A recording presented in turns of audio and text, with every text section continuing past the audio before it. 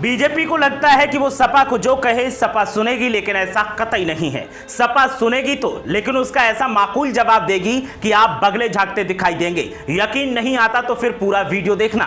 शिवपाल सिंह ने बीजेपी की वो कलई खोली है जो आवाम को दिखाई तो देती है लेकिन समझ नहीं पाती।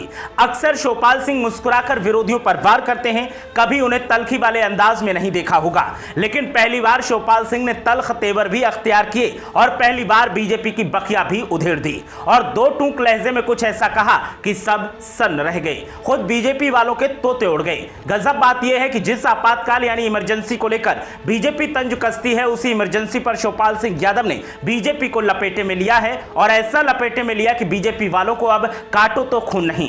देश में साल 1975 में लगाई गई इमरजेंसी की बरसी पर सपा नेता शिवपाल सिंह यादव ने अपनी प्रतिक्रिया दी। उन्होंने जहां आपातकाल के फैसले की आलोचना की तो वहीं बिना नाम लिए भारतीय जनता पार्टी पर निशाना साधा। सपा नेता ने कहा कि 25 जून 1975 को तत्कालीन केंद्र सरकार के द्वारा लगाया गया आपातकाल भारतीय लोकतंत्र का सबसे दुखद अध्याय था। जो लोग कभी आपातकाल का विरोध कर रहे थे, आज वो ही सत्ता में बैठकर देश को तानाशाही की ओर ले जा रहे हैं और जनता पर अघोषित आपातकाल थोपे हुए हैं।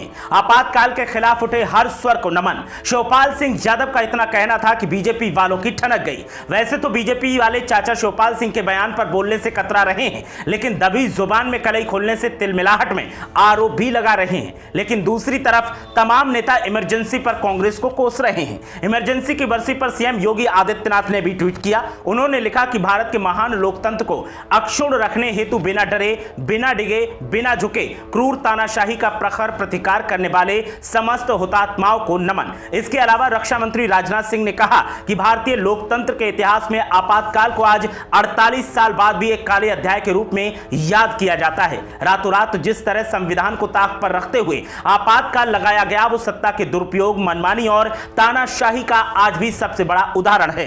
रक्षा मंत्री ने कहा कि हमारे लिए 25 जून का यह दिन इसलिए महत्वपूर्ण है कि हम आपातकाल के इस कालखंड को कभी न भूलें और अपने लोकतांत्रिक संस्थानों को मजबूत करने का दृढ़ संकल्प बनाए रखें, ताकि फिर कभी कोई आपातकाल दोहराने का ख्याल भी अपने मन में न लाए। राजनाथ सिंह ने कहा कि आज भारत में लोकतंत्र जीवित है। इसमें आपातकाल में जिन्होंने भी संघर्ष किया, जेल काटी और यातनाएं सही, उन सभी का बहुत बड़ा योगदान है। भारत की आने वाली पीढ़ियां उनका योगदान कभी भुला नहीं सकती। इससे पहले गृह मंत्री अमित शाह ने भी आपातकाल की बरसी पर टिप्पणी की। उन्होंने लिखा कि आज के ही दिन 1975 में एक परिवार ने अपने हाथ से सत्ता निकलने की डर से जनता के अधिकारों को छीना और लोकतंत्र की हत्या कर देश पर आपातकाल थोपा था। उन्होंने लिखा कि अपने सत्ता स्वार्थ के लिए लगाया गया आपातकाल कांग्रेस की तानाशाही मानसिकता का प्रतीक और कभी न मिटने वाला कलंक है। उस कठिन समय में अनेक यातनाएं सहकर लोकतंत्र को पुनर्जीवित करने के लिए लाखों लोगों ने संघर्ष किया। मैं उन सभी देशभक्तों को दिल से नमन करता हूं। और भी कई नेता हैं जिन्होंने इमरजेंसी पर अपने अपने बयान दिए और कांग्रेस को कोसा, लेकिन शिवपाल सिंह यादव ने जिस अंदाज में इमरजेंसी को गलत बताया और मौजूदा हालातों को अघोषित आपातकाल बताया, उससे बीजेपी वाले ही निशाने पर आ गए। अब देखना यह है कि शिवपाल से इस बार पर बीजेपी क्या पलटवार करती है।